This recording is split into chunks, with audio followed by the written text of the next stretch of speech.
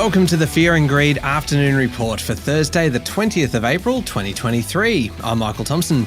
Every afternoon, we've got the 5 stories that happened today that you need to know about, so let's jump straight into it. Story number 1, the S&P ASX 200 finished the day down just a touch to 7,362 points. The big miners fell back with BHP down 2.5%, Rio Tinto off 2.4%, and Fortescue Metals 1% lower. In contrast, the big banks did well, led by Commonwealth Bank, which finished up nearly 2%, back above $100 a share. There was a fair bit of corporate news around, actually. Logistics giant Brambles has lifted its full-year profit forecasts after a solid March quarter. Its share price rose 0.3%. Oil and gas explorer Santos lowered its production by 15% in its March quarter results. Its share price fell 0.4%. And Silk Laser Australia has allowed Wesfarmers to conduct due diligence as part of a possible takeover after making a $169 million cash offer for the laser clinic chain. Its share price jumped 24% today. On to story number 2 now, and a review of the Reserve Bank of Australia has made 51 recommendations ranging from the establishment of 2 boards, one of which will only think about monetary policy, through to improving the culture of the central bank and getting more experts on board able to challenge senior management. Treasurer Jim Chalmers today agreed to all recommendations in principle and wants to work with the opposition to push through legislation to improve governance around the bank.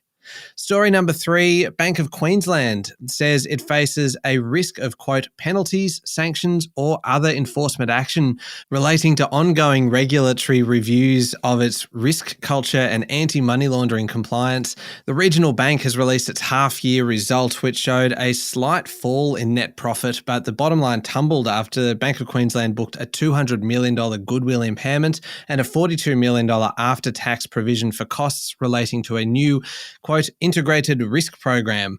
The bank cut its dividend and said reviews conducted with regulators had revealed the bank required a material uplift in its operational resilience, risk culture and governance, and Bank of Queensland's anti-money laundering and counter-terrorism financing program and compliance. On to story number 4 now, and Origin Energy says it will commit $600 million in the first stage development of a large-scale battery at its Eraring power station. Construction and supply of the battery is set to commence within weeks. Stage 1 will include the construction of a 460-megawatt battery storage system with a dispatch duration of 2 hours. It's set to come online in the final quarter of the 2025 calendar year. It added that the company has the option to increase the battery to 700 megawatts and 4 hours dispatch duration in the future. Chief Executive Frank Calabria said he was pleased to make this significant capital investment in Origin's first major battery project to support the growth in renewable energy. And finally, story number 5, Robert F. Kennedy Jr. has become the 4th member of his family to run for the Democrat presidential nomination, launching his campaign in Boston overnight, of course. Nephew of assassinated former President John F. Kennedy and the son of Bobby, shot on the campaign trail in 1968, spoke for almost 2 hours before a 1,000-strong audience, many of whom had travelled interstate to hear the anti-vaccine campaigner and environmental lawyer call for unity in a divided nation. Another uncle, Teddy, ran for the nomination in 1980.